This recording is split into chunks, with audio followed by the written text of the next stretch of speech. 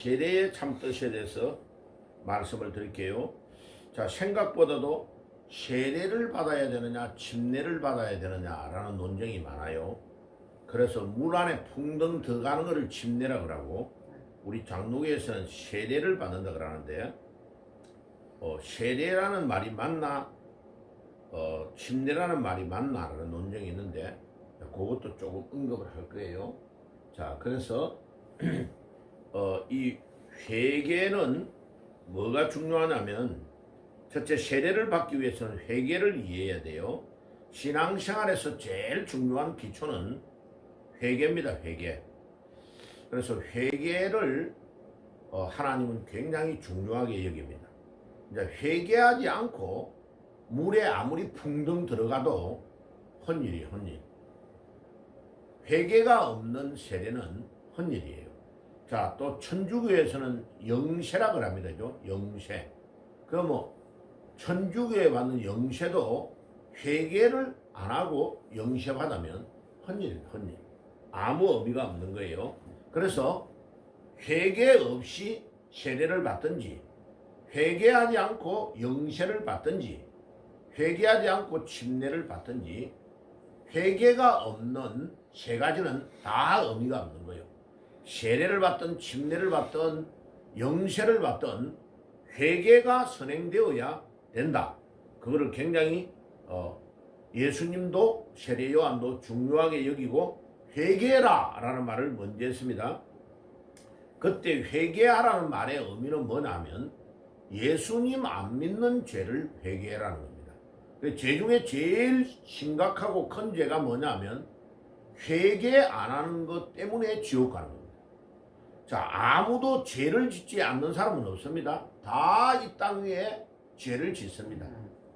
크든 작든 죄를 다 짓는데, 회개를 하는 사람은 천국 가고 회개 안 하고 죽는 사람은 지옥 가는 겁니다. 자, 좀 더 신학적으로 접근을 하면, 성령이 우리 안에서 네가 잘못했잖아를 가르치는데, 그것을 회개 안 하고 계속 미루어서 끝까지 가는 사람이 지옥 가는 사람이에요. 그런데 하나님 아버지, 내가 잘못했습니다 하고 나를 계속 회개하고 행동을 변화시키고 나아가는 자가 회개하는 자입니다. 그러면 뉘우치는 거하고 회개하는 것은 뭐냐? 가룟 유다는 뉘우치고, 내가 잘못됐구나 라고 생각하고 돈 받은 거, 예수님의 몸값으로 은삼십을 받은 것을 제사장에 던져준 것까지는 했어요. 그런데 목매달아 죽어버렸어요. 자, 그거는 회개가 아니고 뉘우친 거예요. 뉘우친 거. 뉘우친 거와 회개는 뭐냐면, 회개는 행동을 방향 전환하는 거예요. 자, 예수님의 제자 베드로는 예수님을 3번이나 닭이 울기 전에 막 배신했어요. 그런데 닭 우는 소리를 듣고 예수님이 네가 오늘 밤에 닭 울기 전에 나를 3번 부인하리라 라고 하신 말씀을 기억하고 나가서 통곡하고 울었다. 우는 걸로 끝났으면 베드로도 해결을 안 한 거예요. 그런데 다시 예수께 돌아와서 예수님의 말씀을 기억하고 행동을 변화시킨 것을 회개하는 겁니다. 그러니까 가룟 유다와 베드로의 차이는, 가룟 유다는 뉘우친 것이고 베드로는 행동을 변화시킨 겁니다. 행동을 변화시킨 베드로가 회개한 것이고, 가룟 유다는 뉘우치고 자살해서 죽은 겁니다. 그러니까 예수님을 아무리 만나고 예수님에게 3년 반을 배워도 회개하지 않는 자는 예수님도 어떻게 할 수가 없어. 하나님도 그를 지옥 가는 것을 막을 방법이 없다니까요. 왜? 하나님이 우리 인간 모두에게 자유의 의지를 주었기 때문에 그래요. 자, 허목사가 맨날 여기서 설교해요. 가르쳐요. 그런데 허목사님 설교가 나는 듣기 싫어하고 안 오면 허목사도 막을 길이 없어요. 아무리 해도 못 막아요. 그런데 목사님의 말씀은 진짜 좋아. 목사님은 다른 거는 그 안에도 설교와 말씀은 정확하게 가르치고 계셔. 나 목사님께 배울 거야 하고 오는 사람은 말씀을 듣고 은혜를 받는 거예요. 똑같아요. 그러니까 아무리 내가 노력하고 아무리 허목사가 바로 가르쳐도 하나님의 말씀을 따라오지 않는 자는 안 되는 거예요. 방법이 없어요. 그래서 제가 처음에 목회할 때 젊었을 때는 굉장히 막 목사님이 가서 신방 가가지고 막 전했는데 순종을 안 하는 사람이 너무 안타깝더라고요. 한 번은 옛날에 이 장님이라고 10월 28일 날 예수님 재림한다고 막 떠들었던 이단이 있어요. 그래가지고 우리 교인 중에 1000명이 넘는 교인 중에 한 명이 거기 감염이 된 거야. 약간 젊은 여자 집사였어요. 그래 내가 신방을 가가지고 전했어요. 그 사람이 10월 28일 날 재림하여 온다고 못을 딱 박아가지고 믿는 거, 그렇게 전하는 거는 이단이다. 절대로 거기에 유혹되면 안 된다 하고 내가 이제 가서 예배를 봐주고 설교하고 10월 28일 날 딱 기다렸다가 안 오면 당신이 찾아와서 회개하고 옛날에 믿음 생활 잘했던 대로 해야 된다. 예, 목사님 그렇게 하겠습니다. 약속했어요. 예배 보고. 그런데 10월 28일 날 안 왔어. 소복을 입고 밤새 기다렸어. 제가 이야기한 대로 분명히 안 한 거예요. 그래가 두 번째 내가 이제 찾아가서 봐라고. 내가 분명히 그날 안 온다고 이야기했지 않냐고. 왜? 성경은 그날과 그 시는 아무도 모르고 예수님도 모르고 하나님만 안다고 했지 않냐고. 성경에 기록된 대로 믿어야 정통이고 성경에 기록되어 있는 대로 안 믿는 게 이단이라고. 그러고 내가 많이 혼냈어요. 그런데 이 사람이 자기가 자격지심에 이제 그렇게 막 떠들고 했다가 안 맞으니까 교인들 앞에 얼굴을 내세울 수 없다는 핑계로 안 오는 거야. 봐요. 아무리 똑같은 목사님이 가르쳐도 그 목사님의 말씀을 순종하고 말씀대로 따라가는 자는 살지만은 돌이키지 않는 자, 회개하지 않는 자는 방법이 없어요. 그런데 그 이후에 그 사람을 중간중간에 들렸는데도요, 한 번 이단에 감염이 돼버리면요, 이단의 영을 받아버리면 돌아오기가 힘들어요. 그래서 요한일서 4장 10절에 뭐라고 했냐, 이단을 문 안에 들이지도 말고 인사도 하지 말라고 하는 이유가 바로 그거예요. 두 명씩 짝지어가 돌아다니면서 전도하러 다니는 여호와 증인파 있죠. 그들을 집안으로 불러들이면 들이는 그날부터 문제가 와버려요. 그래서 회개는 우리 신앙생활의 기초고 천국을 들어갈 수 있는 첫걸음이 회개다. 그래서 교인들에게 제가 이야기한단 말이에요. 딱 보고 교인들에게 아무개 집사님, 아무개 교인, 내가 볼 때는 당신은 이거를 고쳐야 됩니다 라고 말해주면요, 그거는 목사님이 엄청 그 사람을 사랑하는 마음으로 생각하고 이야기를 해주는 거예요. 왜? 우리 교인이 아니면 그렇게 가르쳐 주지를 않아요. 그런데 그 말을 듣고 이거를 빨리빨리 자기 거를 고쳐 나가는 것이 회개하는 삶이에요. 목사님도 회개할 게 많아요. 그러니까 매일마다 기도하면서 내가 이때는 이렇게 말하는 게 좋았는데, 이때는 이렇게 말하는 게 좋았는데, 이거를 나를 자꾸 점검하는 이것이 회개예요. 회개. 그러니까 나를 점검하고 내가 다시는 그렇게 안 하려고 하는 것이 회개란 말이에요. 여러분들이 볼 때는 못 느껴도 설교를 할 때도 성령의 인도를 받고 설교를 하다가도 나도 모르게 원고에 없는 이야기가 탁 나올 수가 있어요. 그런데 설교를 마치고 유튜브를 다시 확인하면서 그때는 이 말을 안 하는 게 좋았는데 라고 느끼고 다음에 엄청 조심하고 안 하는 것이 회개예요. 그러니까 회개는 매 순간마다 우리가 나를 점검하는 거예요. 그래서 신앙생활을 잘하는 사람의 특징은 뭐냐면 남에게는 관대한 거예요. 나에 대해서는 철저한 것을 잘하는 사람이 믿음 생활을 잘하는 사람이야. 반대로 남을 이렇다 저렇다 판단은 잘하면서 자기의 잘못을 못 깨달는 사람은 회개를 안 하는 사람이에요. 그래서 회개를 하는 사람은 신앙생활의 제일 중요한 기초다. 그래서 회개가 세례가의 기초가 되고 믿음 생활의 기초가 되고 회개해야 천국 들어가는 첫걸음을 떼는 것이다 라는 것을 말씀을 드려요. 자, 그래서 아까 이야기한 것처럼 회개는 세상적 회개는 뉘우침인데 성경적인 회개는 행동을 변화를 시켜 나아가는 거다. 단계는 죄를 자복하고 하나님께로 돌아와야 되고 골로새서 1장 20절 한번 찾아볼게요. 골로새서 1장 20절. 에베소서 다음이 골로새서요.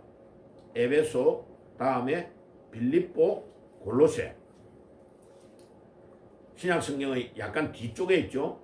에베소 빌립보 골로새. 골로새서 1장 20절입니다. 제가 가지고 있는 성경은 324페이지. 에베소서 2장 1장 20절. 아니 골로새서. 제가 자꾸 말을 잘못하네요. 골로새서 324페이지. 골로새서 1장 10절. 자, 읽어볼게요. 주께 합당하게 행하여 범사에 기쁘시게 하고 모든 선한 일에 열매를 맺게 하여 하나님을 아는 것에 자라게 하고, 예, 우리의 신앙생활에 합당한 열매를 맺어야 됩니다. 삶이 따라가야 된다고. 그러니까 신앙생활에 삶이 따라가지 않으면 회개가 안 돼 있는 거예요. 그래서 내 생활을 통하여 열매가 나타나야 돼요. 열매가. 그러니까 자, 믿음 생활 하는데 자기는 교회를 엄청나게 믿음 생활을 잘 다녀.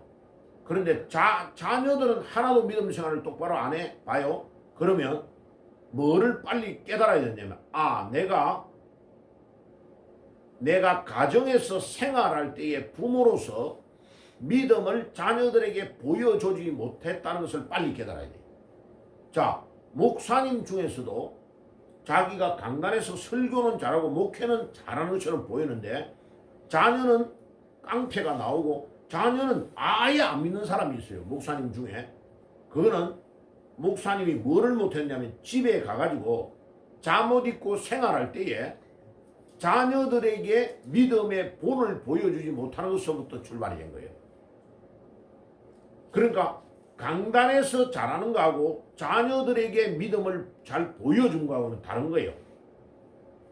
집에 가가지고 자녀들에게 모범을 보여주는 삶을 보여줘야 돼요. 제가 어릴 때 우리 아버님을 보면서 깨달은 게 뭐냐면, 교회에서 생활할 때에 아주 말을 절제하고 모범을 보이는 삶을 사는 것뿐만 아니고 집에 와서도요, 아버지가 흐트러지는 것을 하나도 보여준 적이 없어요. 딱 자고 일어나면요, 항상 자기가 입어야 될 옷을 뭐 정장은 아니라도 단정하게 입고, 그 다음에 말도 자녀들과 대화할 때에 굉장히 조심해서 해요. 그래서 항상 자녀들에게도 말을 조심하고 행동 조심해야 될 것을 가르쳐 주셨어요. 그게 신앙생활의 모범을 부모가 가정에서 보여줄 때에 가능한 거예요. 그리고 늘 집에서도 찬송 부르고 일하러 가면서도 찬송 부르고 성경 구절을 외우고 자녀들 있는 데서 기도하고 하니까 봐요. 어릴 때부터 그게 잠잘 때에 스며드는 거예요. 자녀들에게. 새벽기도 갔다 와서 그 교회에 갔다 온 찬송을 가지고 큰아들부터 자녀들 8명 머리 위에 손을 얹고 돌아가면서 기도를 다 해줘요. 아버지가. 그러면 우리는 자고 있는데 아버지가 찬송을 머리 위에 올려서 기도한다는 게 느낌이 오잖아. 그죠? 새벽에 머리맡에 앉아서 2부 새벽 기도를 자녀들 있는 데서 해요. 그냥 일어나라 기도해라 이렇게도 말 안 해요. 그냥 내 주를 가까이 하게 하며 이렇게 불러요. 약간 일본식으로. 그 다음에 한문을 외우는 것처럼 그러나 너는 배우고 확신한 일에 거하라. 내가 네게서 배운 것을 알며. 이렇게 막 낭송을 해요. 그런데 놀랍죠, 봐요. 그것을 어릴 때, 초등학교 다닐 때, 조만할 때 누워서 아버지가 매일마다 성경을 읽어주는 말씀을 듣고 잠을 자고 있는데, 그게요, 한 번도 제가 외우려고 안 했어요.